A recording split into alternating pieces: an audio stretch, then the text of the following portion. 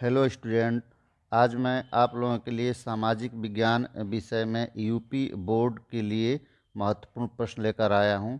ये सभी प्रश्न बहुविकल्पी हैं और आशा करते हैं कि परीक्षा में आप लोगों को इससे काफ़ी लाभ मिलेगा। चलिए हम सीधे प्रश्न पर आते हैं। प्रश्न नंबर 1, विश्व कोश नामक ग्रंथ की रचना किसने की थी? विकल्प है ए रूसो, बी दिदरो, सी वाल्टेयर और डी नेकर। इस प्रश्न का सही उत्तर है विकल्प बी दिदरो। अगला प्रश्न देखिए, बैंक ऑफ फ्रांस की स्थापना किसने की थी? विकल्प है ए नेपोलियन बोनापार्ट, बी लुई 16वां, सी लुई 14वां और डी जॉर्ज थर्ड। इस प्रश्न का सही उत्तर है विकल्प ए नेपोलियन बोनापार्ट। अगला प्रश्न देखिए, 1848 ईस्वी के फ्रैंकफर्ट सभा में संयुक्त जर्मनी का ताज किसे प्राप्त हुआ? विकल्प है ए फ्रांस के शासक को, बी प्रसा के शासक को, सी ऑस्ट्रिया के शासक को और डी इटली के शासक को। इस प्रश्न का सही उत्तर है विकल्प बी प्रसा के शासक को। अगला प्रश्न देखिए, जीतने के लिए स्पेनिश सेनाओं द्वारा प्रयोग किया गया सबसे शक्तिशाली हथियार कौन था? विकल्प है ए थल सेना, बी रासायनिक हथियार, सी नौसेना और डी जैविक हथियार। इस प्रश्न का सही उत्तर है विकल्प डी जैविक हथियार। अगला प्रश्न देखिए, वह उद्योगपति जिसने 1920 ईस्वी के दशक में लागत को कम करने का निर्णय किया? विकल्प A Bill Gates, B Henry Ford, C JB Fulton और डी एंड्रयू कार्नेगी। इस प्रश्न का सही उत्तर है विकल्प बी हेनरी फोर्ड। अगला प्रश्न देखिए, निम्न में से किन एशियाई देशों में भाषा और जाति संघर्ष की समस्या थी?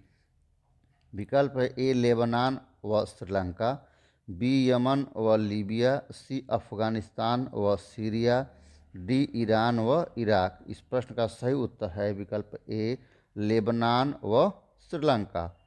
अगला प्रश्न देखिए, बेल्जियम में सामान्य रूप से कौन सी दो भाषाएं बोली जाती हैं?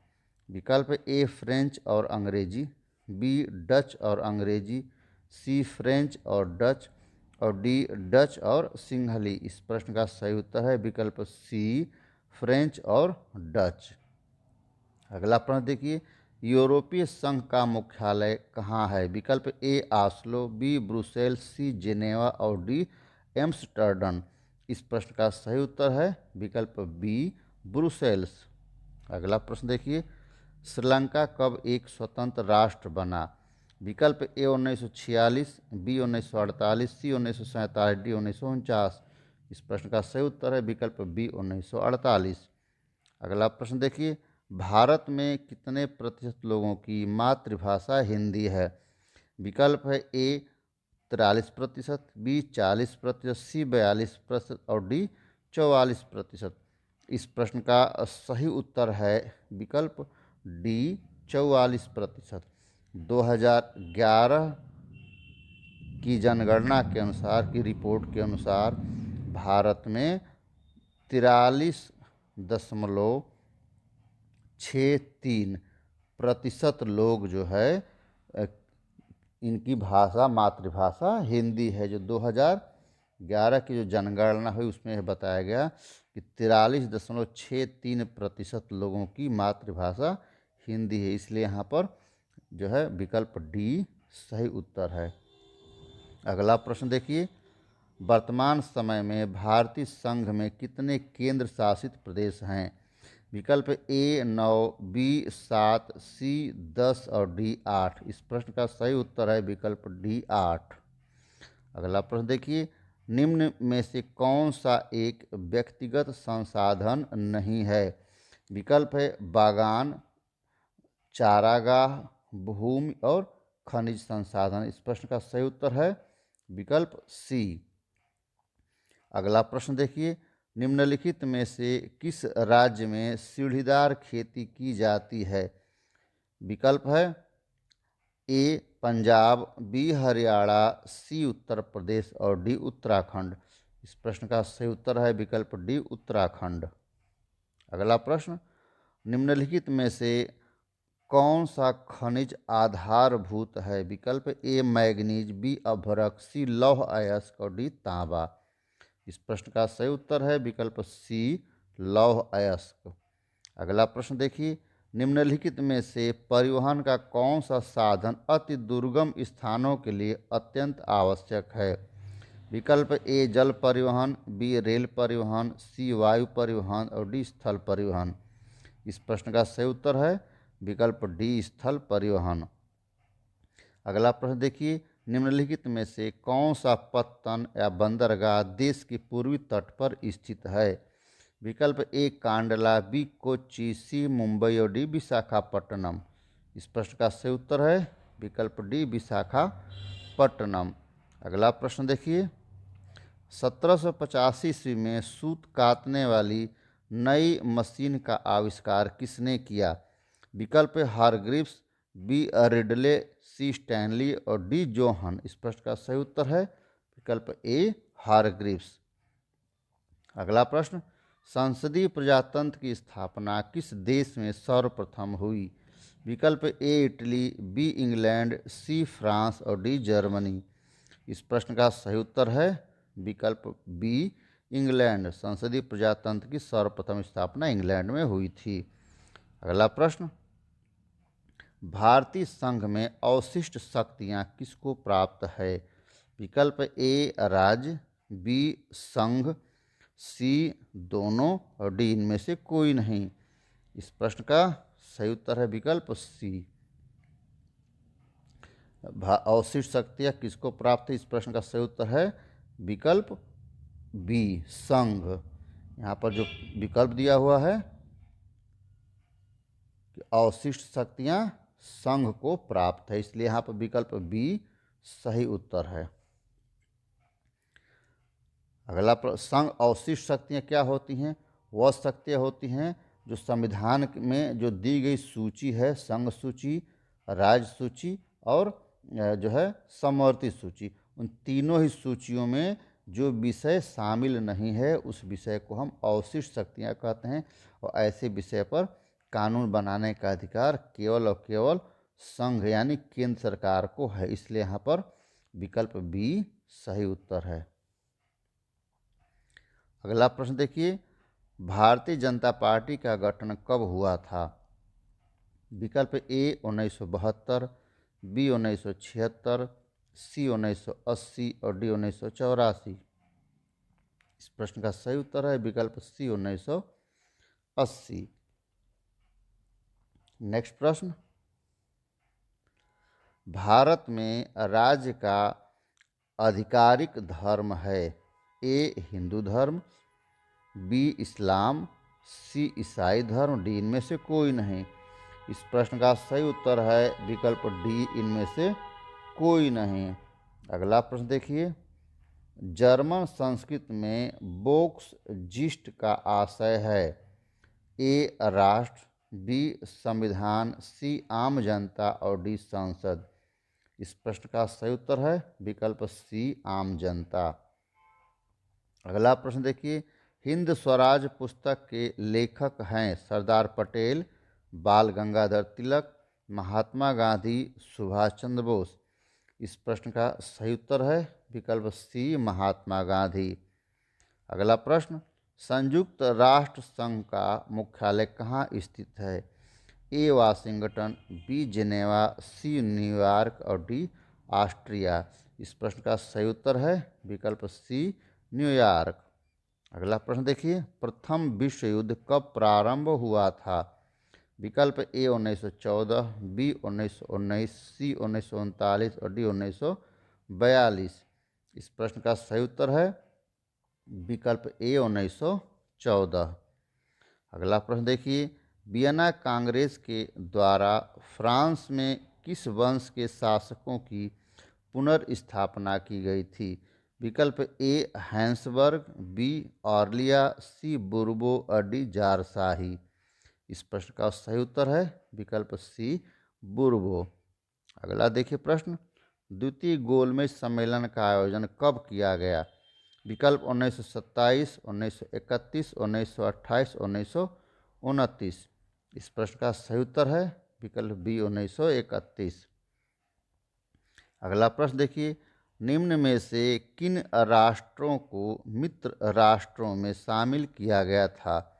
विकल्प ए है पुर्तगाल, स्पेन और स्वीडन, बी है ब्रिटेन, फ्रांस और रूस, सी है जर्मनी, ऑस्ट्रिया, हंगरी और तुर्की, और डी है इटली, नीदरलैंड और रोमानिया। इस प्रश्न का सही उत्तर है मित्र राष्ट्र। मित्र राष्ट्र वे राष्ट्र थे जिसमें ब्रिटेन, फ्रांस और रूस शामिल थी, इसलिए विकल्प बी यहाँ पर सही उत्तर है। अगला प्रश्न देखिए, सत्ता में साझेदारी का अच्छा उदाहरण प्रस्तुत करने वाला शब्द कौन सा है? ए पाकिस्तान, बी बेल्जियम, सी श्रीलंका और डी यूगोस्लाविया। इस प्रश्न का सही उत्तर है विकल्प बी बेल्जियम। अगला प्रश्न आइए, संघात्मक शासन प्रणाली में अधिकारों का विभाजन होता है? ए केंद्र व राज्यों के मध्य, बी एक राज्य व अन्य राज्यों के बीच, सी व्यवस्थापिका व कार्यपालिका के मध्य और डी व्यवस्थापिका व न्यायपालिका के मध्य। इस प्रश्न का सही उत्तर है विकल्प ए केंद्र व राज्य के मध्य। अगला प्रश्न आइए, भारत में उदारीकरण की शुरुआत कब हुई थी? विकल्प है ए 1991, बी 1992, सी 1993, डी 1995। इस प्रश्न का सही उत्तर है विकल्प ए 1991। अगला प्रश्न आइए, सामाजिक उपबंध सोशल कॉन्ट्रैक्ट नामक पुस्तक का लेखक कौन था? ए रूसो, बी मॉन्टेस्क्यू, सी नेकर और डी दिदरो। इस प्रश्न का सही उत्तर है विकल्प ए रूसो। अगला प्रश्न, रॉलेट एक्ट कब पारित हुआ? 1918, 1919, 1920 और 1921। इस प्रश्न का सही उत्तर है विकल्प बी 1919। अगला प्रश्न देखते हैं, विश्व व्यापार संगठन WTO का मुख्यालय है? ए वाशिंगटन में, बी लंदन में, सी टोक्यो में और डी जेनेवा में। इस प्रश्न का सही उत्तर है विकल्प डी जेनेवा में। अगला प्रश्न देखिए, पंजाब में भूमि निम्नीकरण का कारण है? ए खनन क्रिया, बी अत्यधिक सिंचाई, सी वनोन्मूलन और डी अति पशुचारण। इस प्रश्न का सही उत्तर है विकल्प बी अत्यधिक सिंचाई। अगला प्रश्न आइए, लाल पीली मिट्टी पाई जाती है? विकल्प ए दक्कन के पठार में, बी ब्रह्मपुत्र घाटी में, सी मालवा के पठार में और डी थार रेगिस्तान में। इस प्रश्न का सही उत्तर है विकल्प सी मालवा के पठार में। अगला प्रश्न आइए, निम्नलिखित में से कौन सा उस कृषि प्रणाली को दर्शाता है जिसमें एक ही फसल लंबे चौड़े क्षेत्र में उगाई जाती है? ए स्थानांतरित कृषि, बी आरोपण कृषि, सी बागवानी कृषि और डी गहन कृषि। इस प्रश्न का सही उत्तर है विकल्प सी बागवानी कृषि। अगला प्रश्न देखते हैं, इनमें से कौन सी एक फलीदार फसल है? ए दालें, बी मोटे अनाज, सी ज्वार व तिल और डी तिल।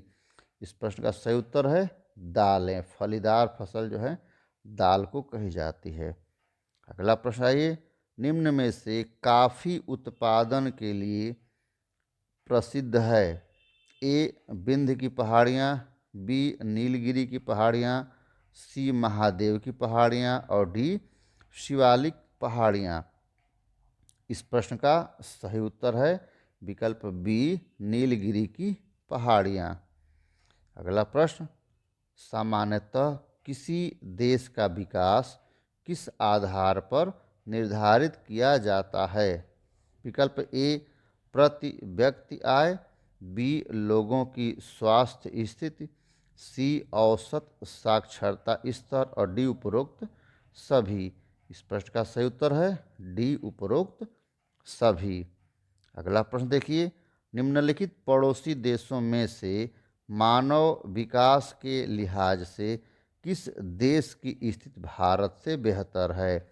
ए बांग्लादेश, बी श्रीलंका, सी पाकिस्तान और डी नेपाल। इस प्रश्न का सही उत्तर है विकल्प बी श्रीलंका। नेक्स्ट पर देखिए, मुद्रा का निर्गमन किसके द्वारा किया जाता है? विकल्प ए भारतीय रिजर्व बैंक, बी वित्त मंत्री, सी प्रधानमंत्री और डी राष्ट्रपति। इस प्रश्न का सही उत्तर है विकल्प ए भारतीय रिजर्व बैंक। नेक्स्ट प्रश्न, सर्वप्रथम विश्व व्यापार संगठन WTO किसके द्वारा शुरू हुआ? विकल्प ए विकसित देश, बी अल्प विकसित देश, सी विकासशील देश, डी निर्धन देश। इस प्रश्न का सही उत्तर है विकल्प ए विकसित देश। अगला प्रश्न, निम्न में से कौन 1815 ईस्वी की वियना संधि से संबंधित है? ए बिस्मार्क, बी ड्यूक मैटरनिख, सी नेपोलियन और डी मैजनी। इस प्रश्न का सही उत्तर है विकल्प बी ड्यूक मैटरनिख। अगला प्रश्न आइए, किस देश में द्विदलीय व्यवस्था है? ए बांग्लादेश, बी उत्तर कोरिया, सी चीन और डी अमेरिका। इस प्रश्न का सही उत्तर है विकल्प डी अमेरिका। अगला प्रश्न देखते हैं, 1928 से 1934 ईस्वी के बीच भारत में गेहूं की कीमत 50% तक क्यों गिर गई? विकल्प ए बाढ़ के कारण, बी महामंदी के कारण, सी युद्ध के कारण और डी बेरोजगारी के कारण। इस प्रश्न का सही उत्तर है विकल्प बी महामंदी के कारण। नेक्स्ट में देखते हैं, ब्रेटन वुड्स नामक संस्था निम्नलिखित में से कहाँ स्थित है? ए अमेरिका, बी अफ्रीका, सी चीन और डी इंग्लैंड। इस प्रश्न का सही उत्तर है विकल्प ए अमेरिका। अगला प्रश्न आइए, निम्नलिखित में से कौन सा लक्षण संघीय सरकार से संबंधित नहीं है? विकल्प ए कठोर संविधान, बी शक्तियों का केंद्रीकरण, सी संघ और राज्यों के मध्य शक्तियों का विभाजन, डी सर्वोच्च न्यायालय। इस प्रश्न का सही उत्तर है विकल्प ए कठोर संविधान।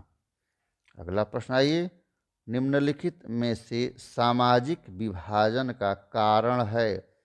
ए धर्म, बी भाषा, सी ए और बी दोनों, डी उपरोक्त में से कोई नहीं। इस प्रश्न का सही उत्तर है विकल्प सी धर्म और भाषा दोनों। नेक्स्ट प्रश्न, यदि हम लैंगिक विभाजन की बात करते हैं तो उसका अर्थ होता है? विकल्प ए समाज में स्त्री और पुरुष की असमान भूमिका, बी स्त्री और पुरुष के मध्य जैविक भिन्नता, सी बालक और बालिकाओं की संख्या में असमानता और डी उपरोक्त में से कोई नहीं। तो इस प्रश्न का सही उत्तर है विकल्प बी। तो बच्चों, इस प्रश्न को आप लोग पूरा पढ़िए और वीडियो अच्छी लगे तो लाइक करिए, इस चैनल को सब्सक्राइब करिए और अपने दोस्तों और मित्रों को भी इसे शेयर करिए जिससे अधिक से अधिक लोगों को लाभ मिल सके। तो वीडियो देखने के लिए आप सभी को बहुत बहुत धन्यवाद।